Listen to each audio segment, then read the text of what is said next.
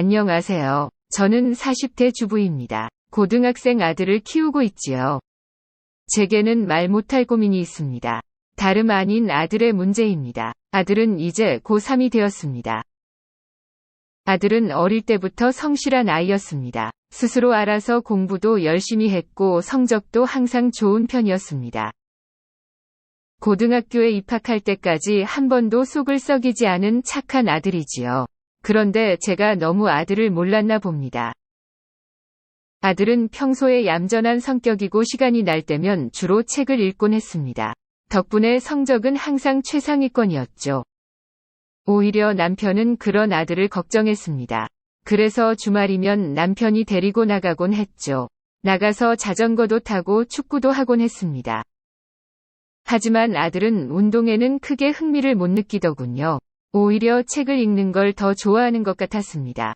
저도 아들의 체력이 걱정은 되었습니다. 하지만 공부를 잘하니 너무 안심을 했죠. 다른 엄마들도 부러워할 정도였지요. 그래서 더 방심했는지 모르겠습니다. 아들도 중3 무렵부터 사춘기가 찾아왔습니다. 다른 아이들보다 조금 늦은 편이었죠. 그 무렵부터 아들이 방문을 잠그기 시작하더군요. 이전에는 엄마에게 심하게 붙어 있던 아들이었습니다. 잘 때도 항상 제 곁에 붙어서 잠을 자던 아들이지요. 그런데 이젠 자기 방에서 혼자 자려고 하더군요. 내심 조금은 서운하기도 했지만 아들이 성장을 하는 것 같아서 다행이라 생각했지요. 하지만 방 안에 틀어박힌 아들이 걱정도 되었죠. 그래서 몇 번은 아들 방에 들어가 보기도 했습니다. 그럴 때마다 아들이 엄청 신경질을 내더군요. 별다른 간섭도 안 했는데 화부터 내는 아들이었죠.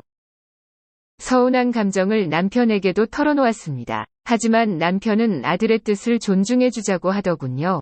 남자는 누구나 자기만의 동굴이 필요하다고 했죠. 그 뒤로 아들 방에 들어가는 걸 많이 조심했습니다.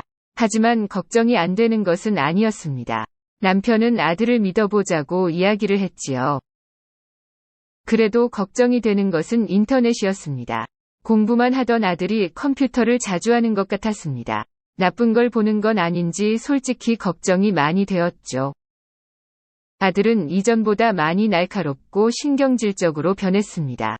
하지만 성적은 여전히 최상위권이었고 학교나 학원에서 별다른 문제는 없는 것 같았습니다. 다만 집에서는 유독 저에게 신경질을 많이 부렸습니다. 무슨 말만 하면 엄마는 아무것도 모른다는 식이었죠. 엄마 껌딱지던 아들이 이제는 저를 무시하는 기분이었죠.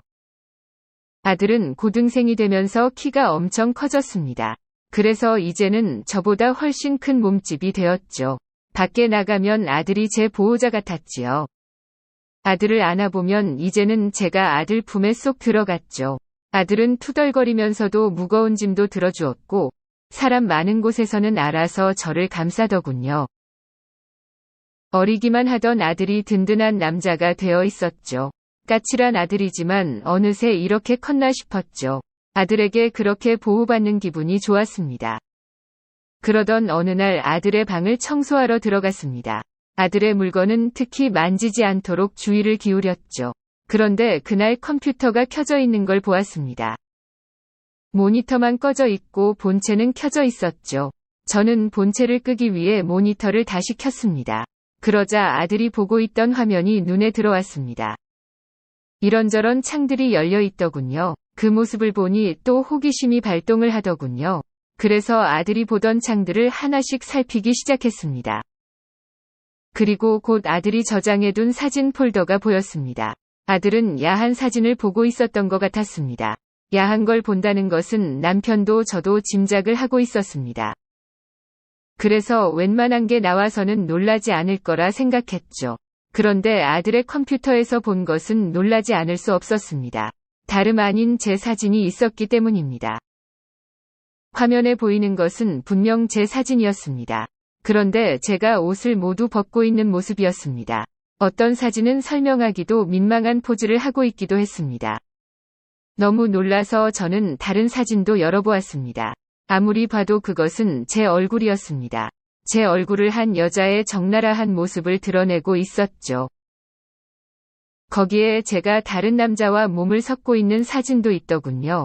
온몸이 끈적한 액체로 얼룩진 그런 사진도 있었고, 물론 절대로 제가 그런 사진을 찍은 일은 없었습니다. 하지만 사진의 주인공은 분명 제 얼굴이었습니다. 충격적인 사진들을 보면서 할 말이 없었습니다. 그리고 아들이 그런 사진들을 본다는 게 끔찍했지요. 그 외에도 다양한 사진과 동영상들이 보였습니다. 그 중에서 제 사진이 유독 많이 보였습니다. 제가 아닌 줄 알지만 마치 제 치부를 보여버린 느낌이었죠. 사진뿐만이 아니었습니다. 찾아보니 비슷한 영상도 있는 것 같았습니다. 제 얼굴을 한 여자가 남자들과 어울리고 있는 영상이었죠. 순간 제가 저런 행위를 했었나 싶은 착각도 들었습니다. 하지만 자세히 보니 화면이 뭔가 부자연스럽더군요. 그래서 합성이라고 생각을 했습니다. 하지만 순간 소름이 끼쳤습니다. 누군가 제 모습으로 저런 사진과 영상을 만든 것이었죠. 그리고 제 아들이 그 사진과 영상들을 보고 있었던 것이죠. 제가 알던 아들이 아닌 존재가 집에 들어온 기분이었습니다. 어디서부터 잘못된 것인지 회의감이 들었죠. 갑자기 아들이 무섭다는 생각도 하게 되었죠. 저는 너무 놀라서 남편에게 울면서 전화를 했습니다. 남편은 회사에서 반차를 내고 급히 달려왔더군요. 남편도 사진과 영상들을 보면서 크게 놀라는 것 같았습니다. 그리고 그날 아들과 심각하게 대화를 나누었습니다. 아들은 처음에는 제게 크게 화를 내더군요. 자기 방을 왜 뒤지냐고 오히려 화를 낸 것이죠. 그때 남편이 거의 처음으로 아이에게 매를 들었습니다. 아들의 다리에 피멍이 들 정도로 맞았습니다. 남편이 그렇게 무서운 모습은 저도 처음이었죠. 아들은 그래도 남편 앞에서는 침묵을 했습니다. 그리고 남편이 아들의 방으로 들어가 따로 이야기를 했죠. 한참 뒤 남편이 아들의 방에서 나왔습니다. 인터넷에 사진과 영상을 합성해주는 게시판이 있다고 했습니다. 아들은 그곳에 주변 사람들의 사진을 올렸다고 하더군요. 그리고 누군가 그 사진들을 가지고 합성을 해준 모양이었습니다. 듣고 보니 아들이 보낸 사진은 저뿐만이 아니었습니다.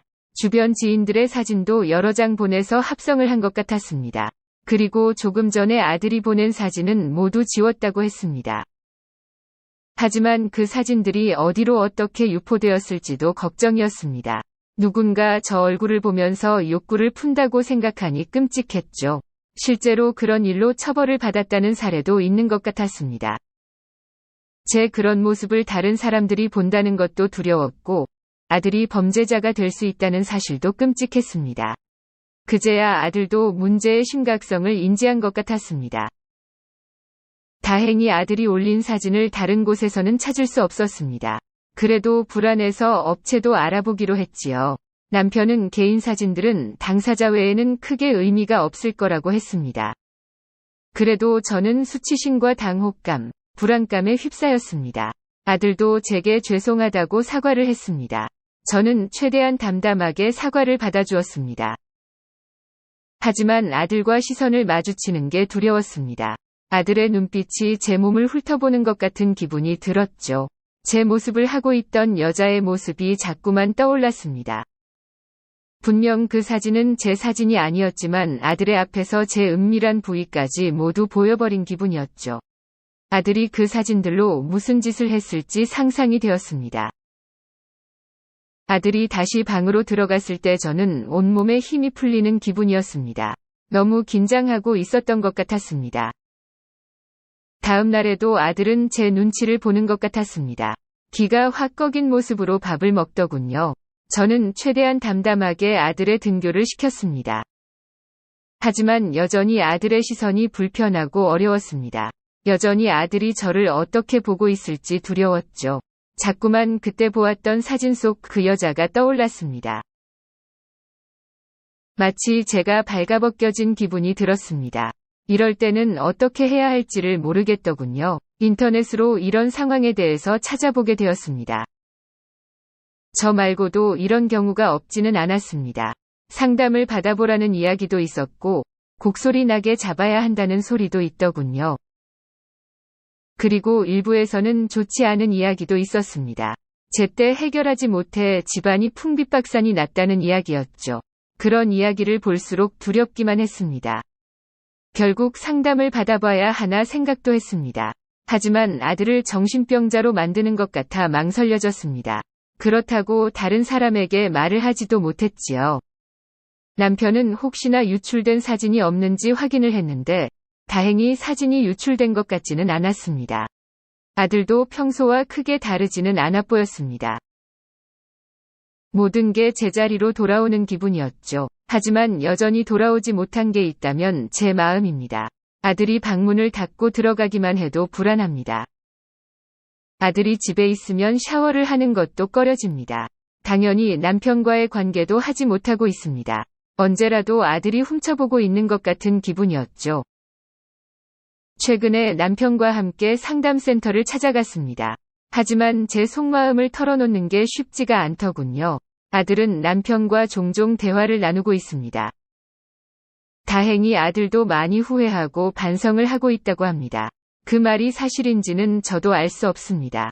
하지만 남편은 아들을 한번 믿어보자고 합니다. 상담사님은 아들이 사춘기면 성에 관심이 많다고 했습니다. 엄마에게 애착을 느끼는 것도 그럴 수 있다고 하더군요. 상담사님 생각은 일시적인 충동으로 벌인 일 같다고 하셨죠. 상담을 받으면서 조금씩 진정이 되긴 했습니다. 하지만 한번 생겨버린 상처가 쉽게 지워지지 않네요. 하루라도 빨리 아들과 관계를 회복하고 싶네요. 지금도 여전히 아들을 이해하기 힘듭니다. 원래 저 나이 때 저런 것인지 우리 아들만 이상한 것인지요. 지금도 아들을 이해하려 노력 중입니다. 하지만 끝내 회복이 안 되면 어쩌죠? 지금도 두렵습니다. 영상 시청 감사합니다.